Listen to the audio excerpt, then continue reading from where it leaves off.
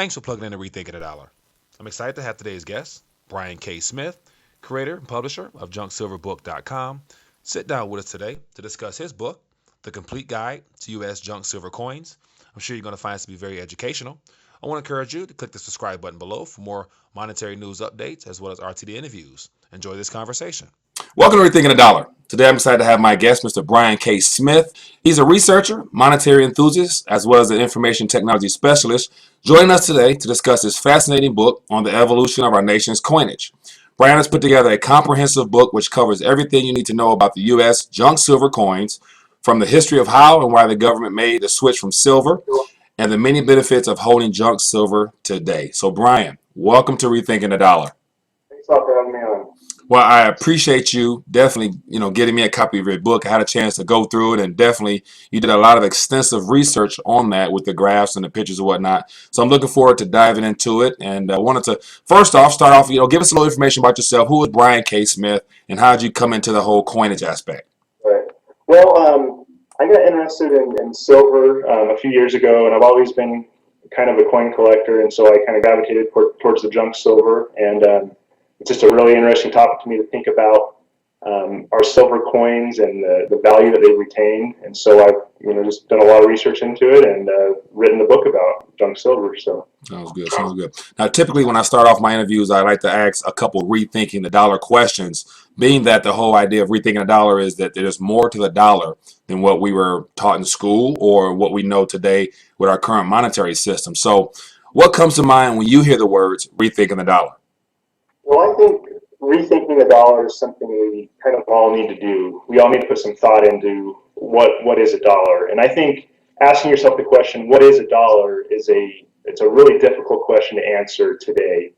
Back in our nation's history, when the mint was established with the Coinage Act of 1792, it was much easier to define what a dollar was. The Coinage Act of 1792 defined a dollar as 371 grains of silver. So it was something you could measure and quantify. Today, though, if you ask yourself, what is a dollar, it's a difficult question to answer since our currency is no longer backed by commodities like gold and silver. So unfortunately, the value of a dollar is changing, day to day, usually going down. So I think everyone needs to really rethink a dollar. Ask yourself, what is a dollar, and go from there. Right. Good perspective. What is a dollar is a good question to ask yourself. Now, how important is it for Americans to begin understanding the history behind our monetary system, especially dealing with coinage? Well, I think it's critical for everyone to understand the history of our nation's currency and money, and I think coins can be an excellent example because coins are something tangible. It's something we all see and touch and feel every day. And so when there's a change in the coin supply or the coin composition, it's something that really impacts people. I mean, we have a lot of monetary policy changes that happen constantly, but your average person isn't even aware of the changes or understand them. But when the coins change, it's something that is, everyone, sees and touches and feels in the coin. So the changes to coins provide an excellent educational opportunity. You can take a silver quarter from 1964, and you can explain to people that that silver quarter would have bought a gallon of gas in 1964.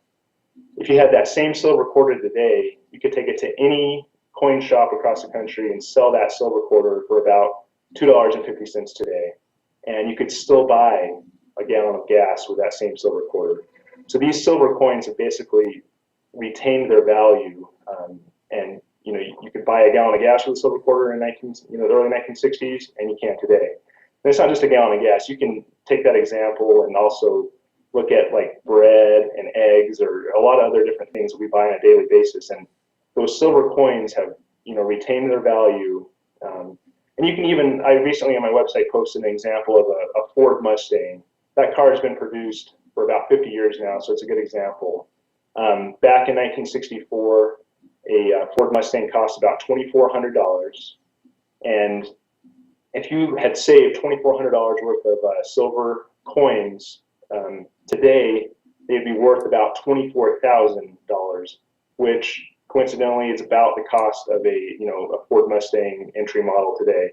So basically, our silver coins have just retained their value very well, and it's just interesting to me to look at. There's been basically no devaluation of the silver coins. When you compare that to the dollar, the fiat dollar, which has lost quite a bit of value over the years, it's really staggering to compare those. So I think it's really critical for people to understand the history, understand the value of silver and gold and the coins that have used to be in circulation.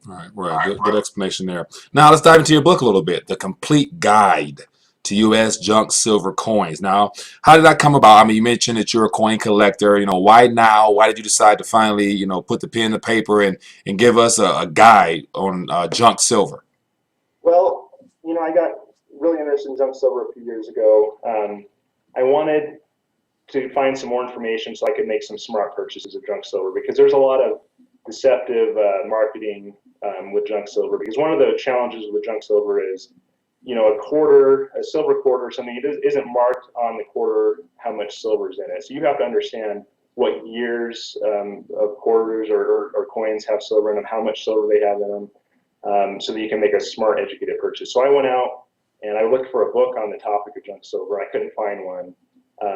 I started doing some researching the history of why we changed off the silver coins and stuff. And it was just an interesting topic to me. So I decided, since there wasn't a book out there about it, that I would write one, and worked on writing the book for about a year. And that's the book we have today. So Yeah, good job. Now, in chapter 2, you deal with a little bit of the history aspect. Walk us through the timeline of some of the key events that really began to change the whole coinage, aspect. all right. Well, for your viewers that aren't familiar, up until 1964, all of our nation's dimes, quarters, and half dollars were made out of 90% silver. And basically, it was for over 170 years of our nation's history, they were 90% silver, largely unchanged for 170 years. But in the early 1960s, several things started happening.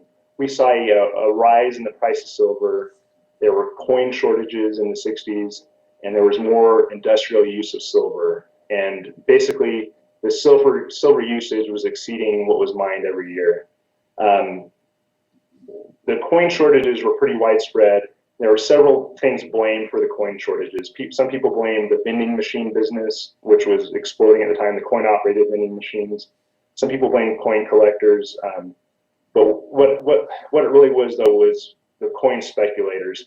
Basically, people looked at the price of silver, and it really only had one place to go up, and that was up. So people could get silver coins at face value, and basically it was an investment that was no risk at all. They could go out and hoard, say, $1,000 worth of silver coins, and they were almost guaranteed that the price of silver would go up, and they could make a profit in the future on it. And if for some reason the price of silver didn't go up, the coins were still worth their face value. It was basically a zero risk investment for people. And so there was a lot of people speculating on the price of silver, and so they were hoarding the coins, which caused a shortage. Now, the government at the time, they were having to artificially keep the price of silver down. Basically, this is a silver dollar here, and if the price of silver rose above $1.29 per ounce of silver, it would be profitable for people to melt down these silver dollars. So what the government did at the time was they had a massive amount of silver stockpiled, and they set the price of their silver at $1.29 so they could hold down the price of silver in the market, because they had like over 1 billion ounces of silver on hand. So they held down the price of silver long enough so that they could get a law in to change the composition of coins.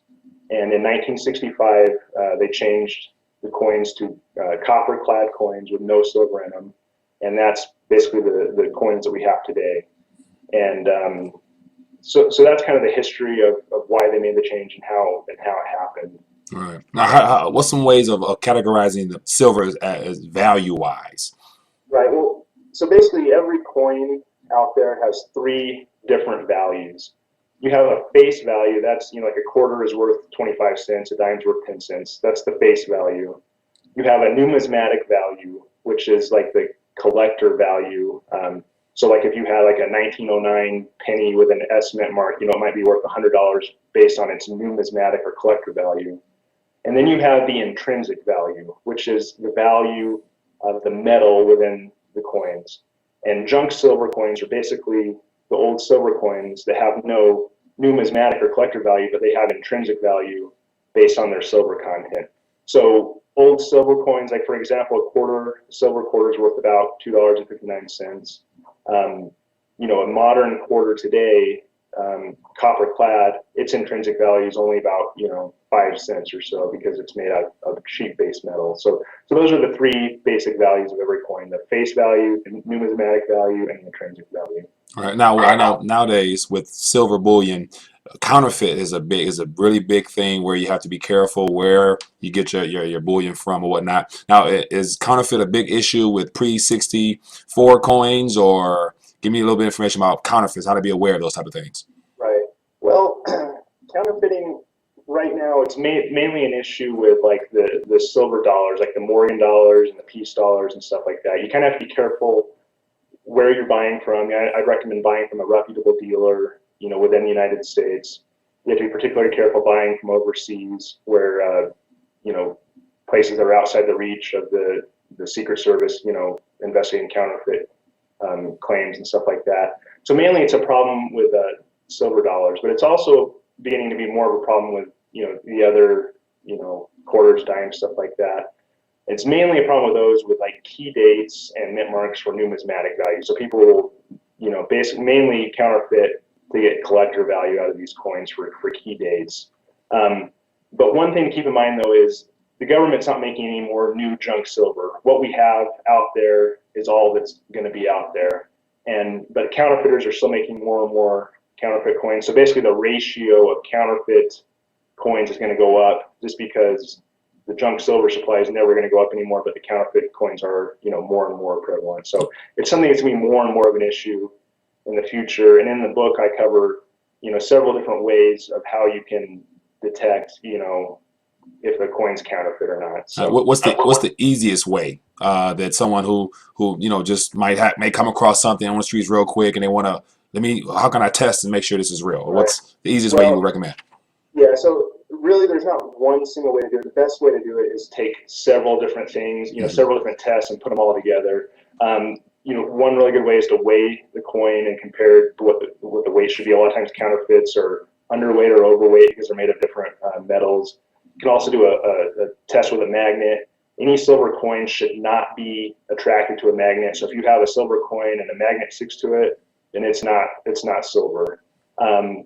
You also can measure the diameter and thickness of the coin. You can also look at the coin under magnification. A lot of times these coins will have imperfections or they're just not cleanly done as a genuine coin. There's even apps for your smartphone now where you can like take a coin, you can drop the coin on a hard surface, and silver will resonate a certain frequency, a certain ping. And these apps for your smartphone can listen to that and tell you whether it's a genuine like silver eagle or other coin. And there's more advanced ways. You can do specific gravity tests where you put a coin in water and test the specific gravity.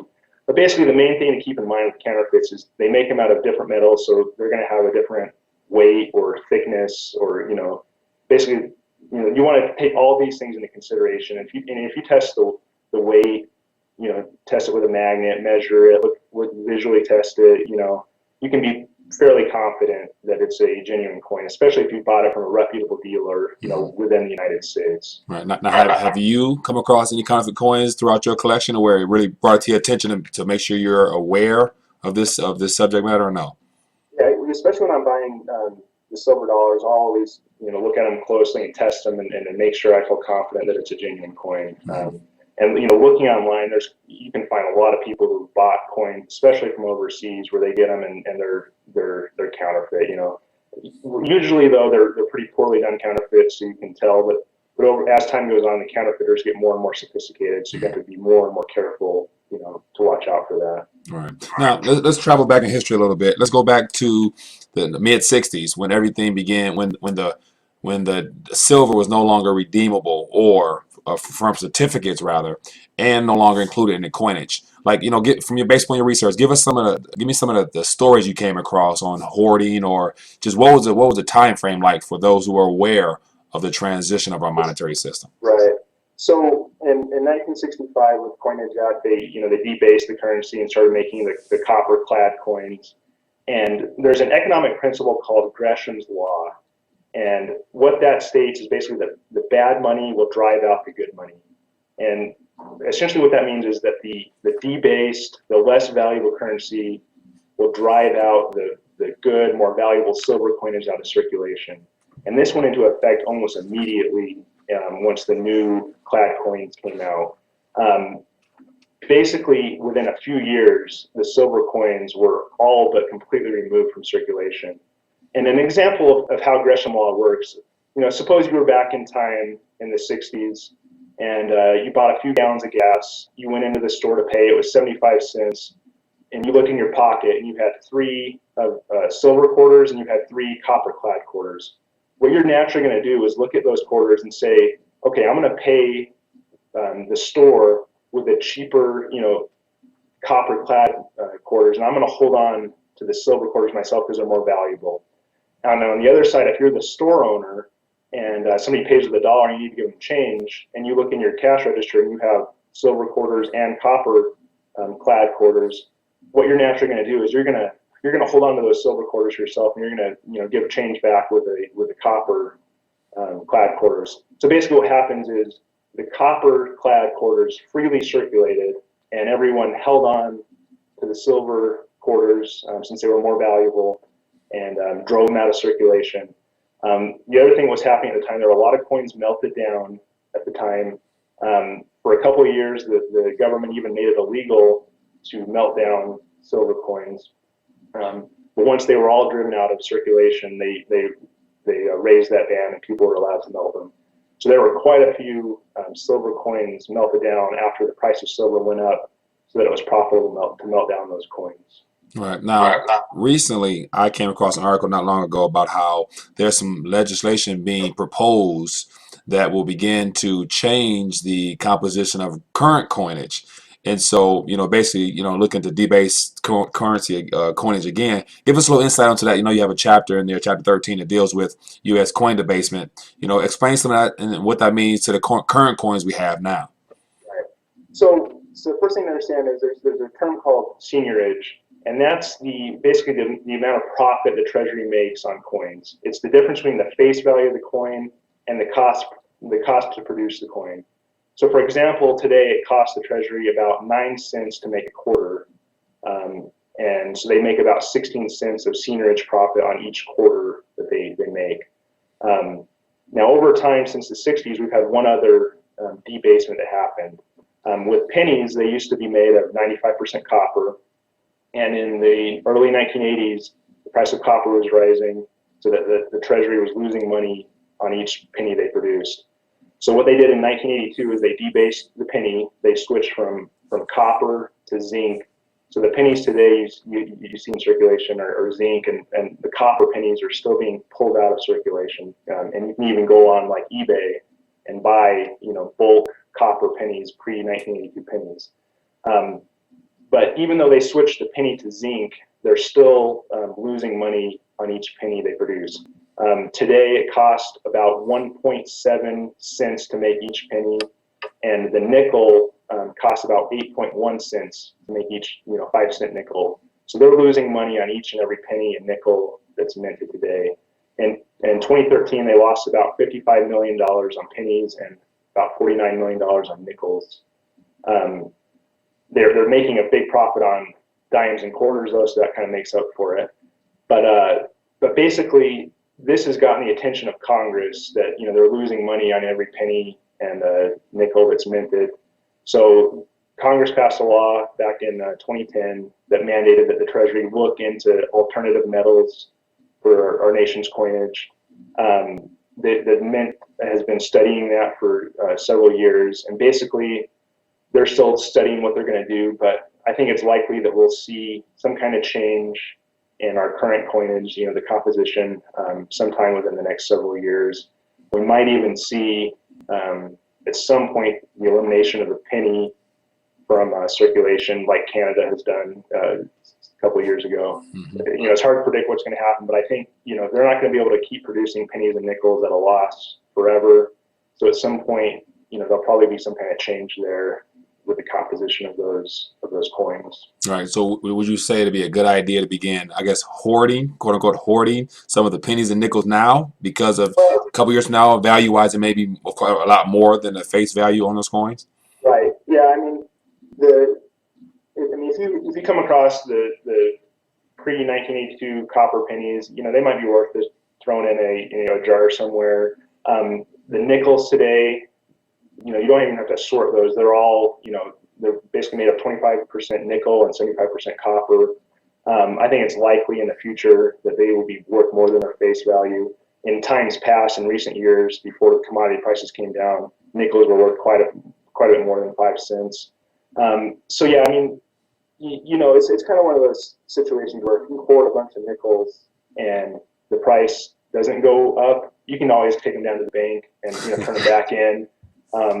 If the price does go up, maybe they'll be worsened in the future. They actually have implemented similar restrictions in the 1960s. Like right now, it's illegal to melt or export pennies and nickels due to the fact that nickels have risen above their face value, and they don't want people melting them down. So, but yeah, I mean, it's one of those you can't really lose if you hold on to a bunch of nickels. Like I said, if they never go up in value, just take them back to the bank. Turn them in. If they do go up in value, maybe in several years you'll have a profit on your nickels. So.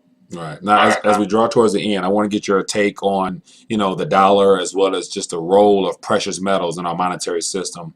Again, now as far as silver is concerned, being that our prior coinage of 64 was silver. Now it's platinum metals, base metals. Do you foresee a time that precious metals will become of primary importance for your everyday household or everyday person? Right. Well, I think silver is going to continue to be a great store of value and a great hedge against inflation. I mean, it has been for thousands of years. I mean, it has an excellent track record. And, in the end, silver and gold are commodities that are very easy to store, and they have a very good track record of holding their value. Like I gave the example with the Ford Mustang and with the gas, those silver coins have really held their value. Whereas over that same amount of time, the dollar has gone down so much in value. So I'm not one of these people who's all in on silver. I think you need to have a well-rounded, investment portfolio with other things. But I think silver is a great thing to hold on to as part of your portfolio. And it'll be a great store of value, a great hedge against inflation in the future. And it'll be just a good insurance policy to have, against monetary problems in our country. All right, then. Well, Brian K. Smith, The Complete Guide to U.S. Junk Silver Coins. I appreciate you taking time to sit down with us and give us some depth insight into your book. Inform the audience on how they can, follow some of your research as well as your work and get a copy of your book as well. Well, thanks for having me on. My website is junksilverbook.com, and the book, The Complete Guide to U.S. Junk Silver Coins, is available on Amazon. And I post stuff regularly to my website, different, articles and stuff about junk silver. So thanks again for having me on. My pleasure. My pleasure. Well, this concludes my discussion with Brian K. Smith. Hope you found this to be very informative. I want to encourage you to get a copy of his book, The Complete Guide to U.S. Junk Silver Coins. Scroll down below. Visit RTD Bookstore, where I have the link to Amazon directly right there. Also, I would love to hear your thoughts on this interview. Scroll down, leave us a comment, and other than that, looking forward to bringing more interviews. Until we meet again.